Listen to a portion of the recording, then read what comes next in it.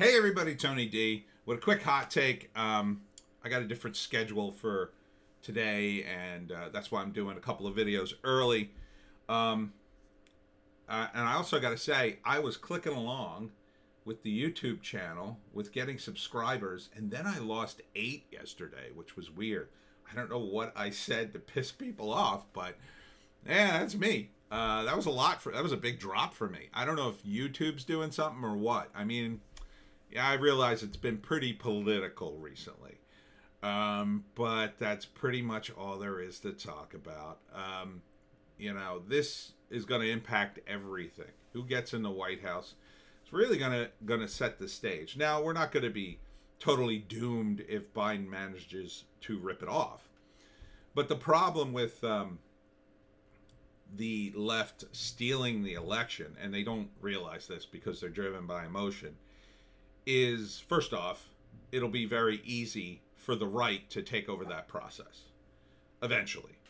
It might take them a few years, but they'll get it. I mean, if you could steal the presidency one way, I'm pretty sure they stole it the other way back in 2000. They just didn't have to steal it that much. It was a small steal as opposed to this, which is a large steal. But this is a large steal that everybody can see. And I think what you're going to have, if they are successful in this, you're going to have the MAGA hats out with the leftists trying to tear down the state. Now, the MAGA hat wearers, they're not going to want to tear down the state. They're going to want to tear down Joe Biden. They're going to want the Democrats out of everything.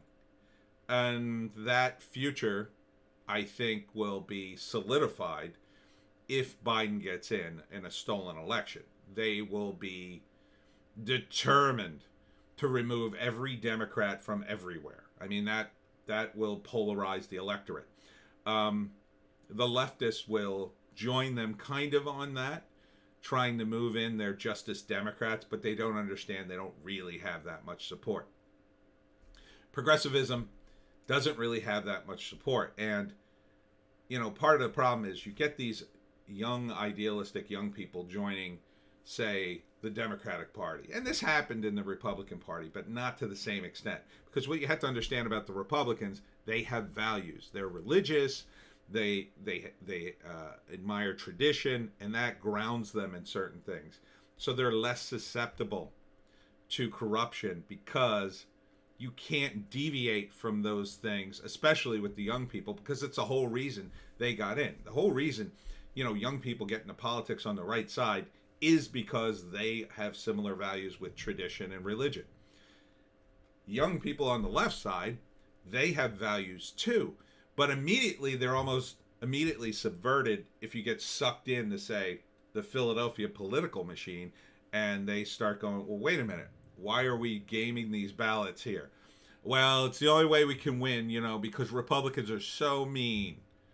Oh, but weren't we going to win with our ideas?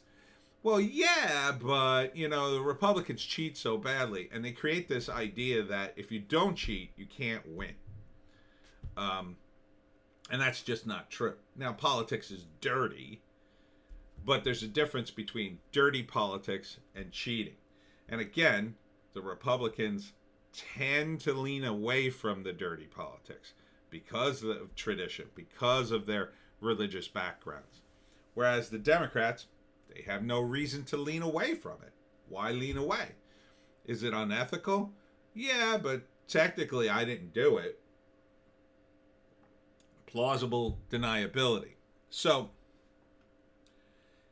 Biden getting in is a disaster for the Democrats because it completely undermines them to the point at which people will so blatantly not consider Democrats credible, the average person will eventually not vote for them ever because they don't mean anything. They have to be totally taught to hate Republicans to even vote for them. And that's happening too. That's why so much of the public schools is being geared towards that.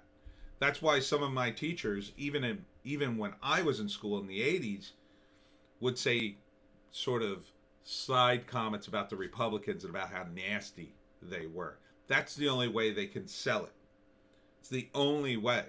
But even schools as an institution are falling to pieces. So, you know, you could try to keep selling that line, but if your entire deal is just rotten to the core, yeah, you could get some kids in there that believe you, but a lot of them just won't. A lot of them will just be jaded and go, F this, I don't care about politics at all.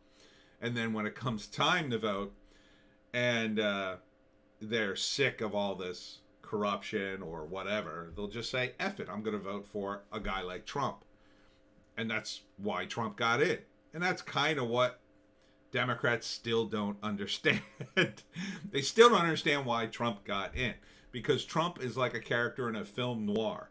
He is the best guy in a terribly corrupt world. The best guy by far in that corrupt world. Because he's willing to do anything for America, puts him head and shoulders above 90%, 99% of all Democrats, and I'd say about 85% of the Republicans. Although now it's probably more like, you know, there's probably Republicans better than him, because his movement has transformed the GOP, which is another problem the Democrats have. Their brand is falling to pieces. You know, their brand when I was a kid was like, oh, the Democrats are young and scrappy, and they fight for the little guy, and the fight for the working man. That's gone. On November 29th, the truckers are having a massive strike for Trump. They're going to shut down the country, assuming Trump doesn't get it before then. They're going to shut down the country and not drive. And that is going to be noticed, I believe. If it's not noticed, well, the stores will notice it. I mean, maybe you won't hear about it in the news, but, you know, and that is a big section. All those truckers used to be Democrats. All of them. They're union guys. They're hardworking blue collar. That was Democrat to the core when I was a kid.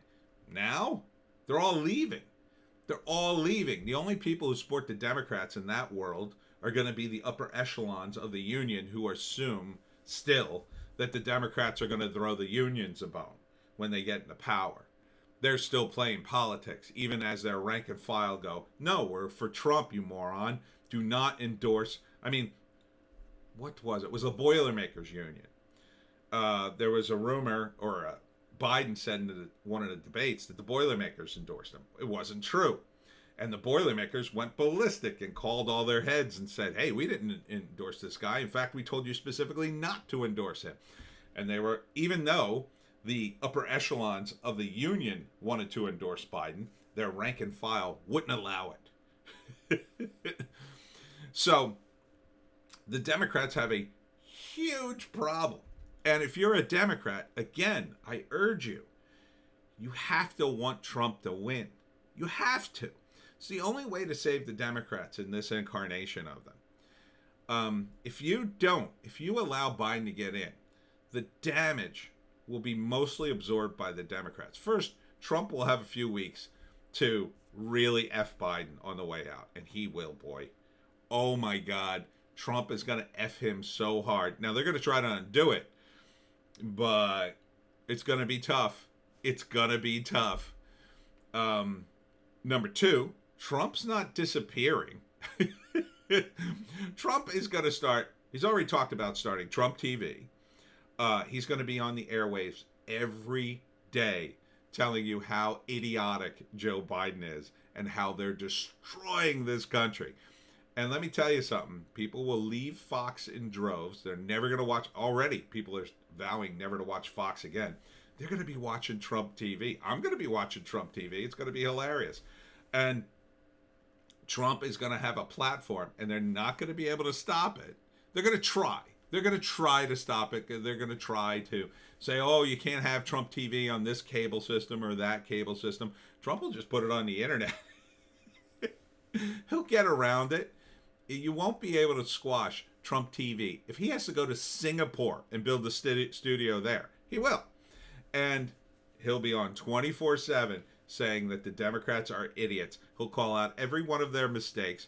He'll call out every time they reverse something. You'll hear it nonstop, and his base, which is still growing, will hear it and spread the word. Now, there will be a few people who will be so demoralized they'll just drop off. But there'll be more that will be converted, I believe, because you're going to have moderates who reluctantly voted for Biden and said, yeah, I'm really sick of Trump. I gave him a chance, but, it seems like this is the right thing to do. Well, when the media companies completely fall apart and because they're going to do a 180, and they'll go from grilling the president every day to Joe Biden, oh, how are your dogs, sir? And, you can already see it. These people are like dying to sit at Joe Biden's feet and kiss them.